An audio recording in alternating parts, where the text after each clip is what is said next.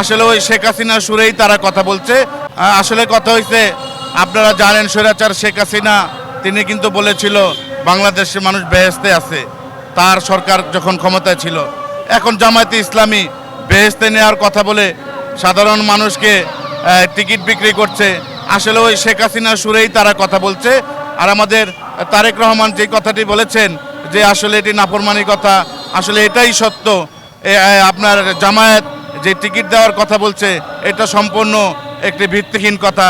এটা ইসলাম এটা বিশ্বাস করে না। আমি বাংলাদেশ জাতীয়তাবাদী শ্রমিক দল ঢাকা মহানগর দক্ষিণের অন্তর্গত মুগদা থানা ৭১ নম্বর ওয়ার্ডের আহ্বায়ক জাহাঙ্গীর আলম। আজকের এই সমাবেশ থেকে প্রত্যাশা, সারা বাংলাদেশের মানুষের প্রত্যাশা, ফেব্রুয়ারি মাসের ১২ তারিখে দীর্ঘ ১৭ বছর আন্দোলন সংগ্রামের পরে তাদের ভোটের অধিকার এবং গণতন্ত্রের এবং কথা বলার অধিকার ফিরে পেতে যাচ্ছে আগামী মাসের ১২ তারিখ। ইনশাল্লাহ সেই দিন সারা বাংলাদেশে বাংলাদেশ জাতীয়তাবাদী দল মনোনীত ধানের শীষের প্রার্থীকে বিপুল ভোটে বিজয়ী করে মানুষের কাঙ্ক্ষিত আশা পূরণ হবে বলে আমি মনে করি। আসলে জামায়াতে ইসলামী একটি গুপ্ত সংগঠন। এই গুপ্ত সংগঠন তারা গুপ্তভাবে নানান ধরনের কথাবার্তা বলে, এইগুলি বাংলাদেশের জনগণ কেউ বিশ্বাস করে না।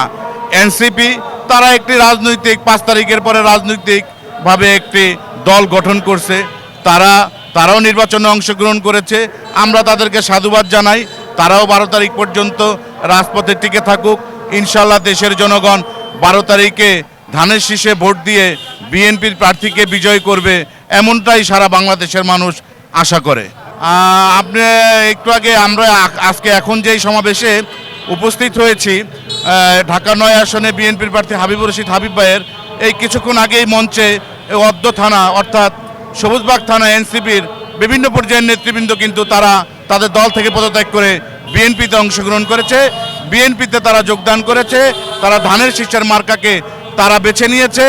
ইনশাআল্লাহ আমরা সকলে মিলেমিশেই একটি সমাজ গড়ে তুলব, একটি রাষ্ট্র, সুন্দর একটি রাষ্ট্র কাঠামো গড়ে তুলব। তাদেরকে নিয়ে আমরা আগামীতে কাজ করব।